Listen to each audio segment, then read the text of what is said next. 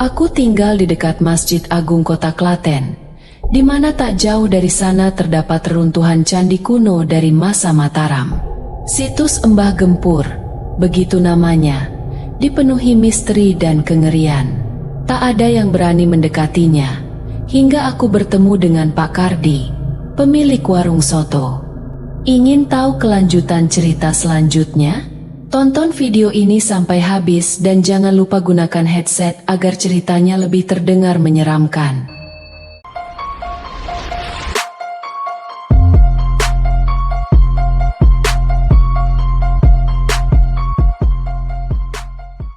Legenda ular penunggu situs Embah Gempur. Aku tinggal di dekat Masjid Agung Kota Klaten, di mana tak jauh dari sana terdapat reruntuhan candi kuno dari masa Mataram. Candi ini dibangun dari batu merah besar dengan bagian inti menggunakan batu andesit yang kokoh.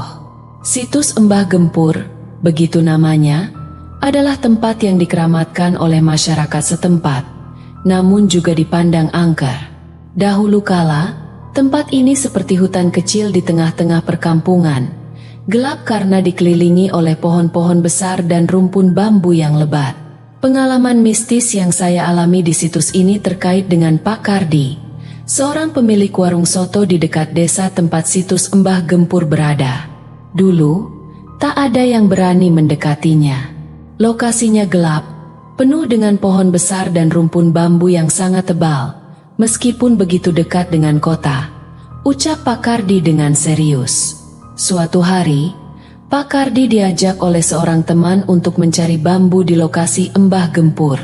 Saya agak takut saat itu, tapi teman saya meyakinkan saya dengan bayaran yang cukup lumayan. Kenang Pak Kardi dengan nada ragu. Akhirnya, Pak Kardi dan temannya memutuskan untuk menebang bambu di situs tersebut. Namun, saat mereka sibuk dengan pekerjaan itu, mereka mendapat tamu tak diundang. Ketika kami sedang sibuk menebang bambu, tiba-tiba ada ular besar yang muncul di dekat kami. Ular hitam keabu-abuan, sebesar lengan saya, lanjut Pak Kardi. Teman Pak Kardi langsung menyerang ular itu dengan parang yang dipegangnya. Ular itu mati seketika. Teman saya bahkan ingin memasak dagingnya karena katanya rasanya enak. Cerita Pak Kardi, wajahnya menunjukkan kekhawatiran. Meskipun Pak Kardi meminta agar bangkai ular itu dikuburkan di tempat, temannya tetap memilih membawa pulang dagingnya. Keesokan harinya, istri temannya datang dengan kabar buruk. Temannya sakit tiba-tiba dan harus segera dibawa ke rumah sakit. Pak Kardi dan istri temannya panik. Mereka segera membawa temannya itu ke rumah sakit terdekat. Setelah diperiksa, dokter tidak menemukan penyakit apapun pada teman Pak Kardi. Namun, keadaannya semakin memburuk dan dia akhirnya harus dirawat di ICU. Pak Kardi bingung, hingga akhirnya ia memutuskan untuk mengunjungi seorang kiai di utara desanya. Maaf Pak Kardi, apakah teman Anda menemukan sesuatu di situs tersebut? Tanya Pak Kiai.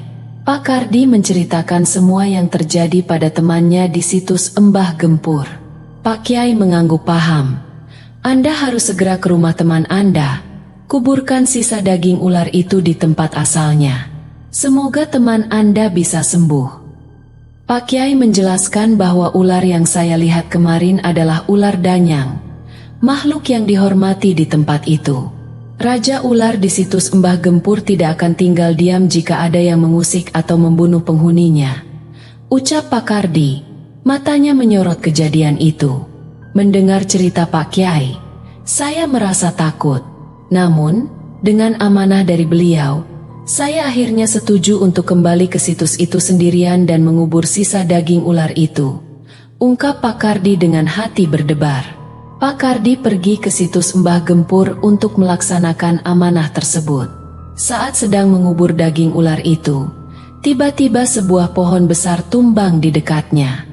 Langit mendadak gelap, seolah memperingatkan Pak Kardi. Saya selesai menguburkan daging itu, tapi ular yang kemarin saya lihat sudah menghilang. Saya langsung pergi dari situs itu dengan perasaan tidak enak, ucap Pak Kardi. Pulang dari situs itu, Pak Kardi bergegas mandi untuk menengok temannya di rumah sakit. Namun, di tengah jalan, ia diberitahu tetangganya bahwa temannya telah meninggal dunia. Plot twist. Namun, kejadian itu tidak berakhir di situ. Selain pengalaman Pak Kardi, ada cerita lain dari Mbak Warni, istri seorang pedagang angkringan di selatan desa Embah Gempur. Suatu siang, saat hendak menyusul suaminya yang berjualan di angkringan, Mbak Warni melihat burung perkutut di tanah. Tanpa pikir panjang, ia mencoba menangkap burung tersebut. Namun yang ia tangkap ternyata bukan burung, melainkan sesuatu yang mengerikan. Ketika Mbak Warni menggenggam, yang ia pegang bukan burung, melainkan tumpukan kotoran kerbau. Kotoran itu disebutnya dengan nama yang unik, Tletong. Karena takut, Mbak Warni langsung melarikan diri. Plot twist. Namun, keanehan terjadi. Setelah kejadian itu, Mbak Warni mulai merasakan kehadiran yang tak terlihat dan aneh di sekitar tempat itu. Suasana menjadi semakin mencekam ketika ia mulai mendengar suara-suara aneh di malam hari, dan terkadang melihat bayangan-bayangan yang tidak jelas di balik pepohonan. Pada suatu malam, ketika angkringan suaminya tutup, Mbak Warni memutuskan untuk pulang lebih awal. Di tengah perjalanan pulang, dia merasa diikuti oleh sesuatu yang tak kasat mata. Langkah-langkah ringan dan suara desiran angin membuat bulu kuduknya merinding. Sesampainya di dekat situs Embah Gempur, dia melihat sesosok bayangan hitam mengintip dari balik pepohonan. Detak jantungnya semakin kencang, dan tanpa pikir panjang, dia berlari secepat mungkin menuju rumah. Namun, keesokan harinya, ketika dia berusaha bercerita pada suaminya hanya tertawa mengejek. "Mungkin kamu terlalu lelah, Mbak," katanya dengan nada meremehkan. Namun, keesokan malamnya, ketika suaminya sedang tidur lelap, Mbak Warni terbangun oleh suara hantaman keras di atap rumah mereka. Suaranya begitu keras dan nyaring, seolah-olah ada sesuatu yang mencoba memasuki rumah. Dengan gemetar, Mbak Warni bangkit dari tempat tidurnya dan berusaha membangunkan suaminya. Namun, suaminya tetap tidak merespons.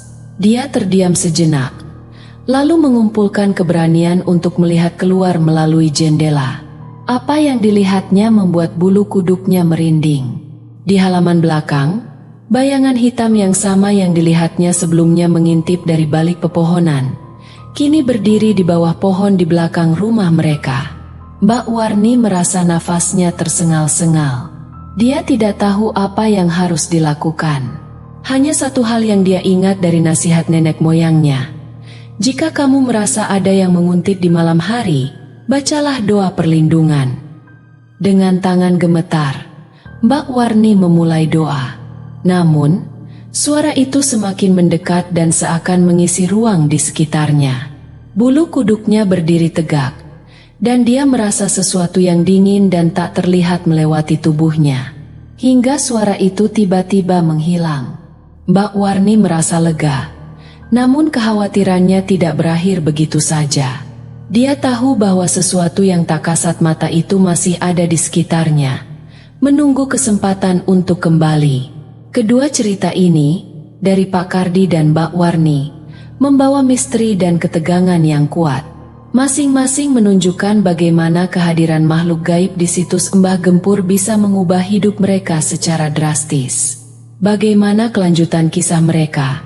Dan apakah mereka akan berhasil mengatasi teror yang mengancam hidup mereka? Tetap menjadi misteri yang menarik untuk dipecahkan. Terima kasih telah menonton. Like and subscribe dan tekan lonceng notifikasi. Siapkan diri kalian untuk kisah yang lebih gelap dan menyeramkan di episode berikutnya. Sampai jumpa di kegelapan.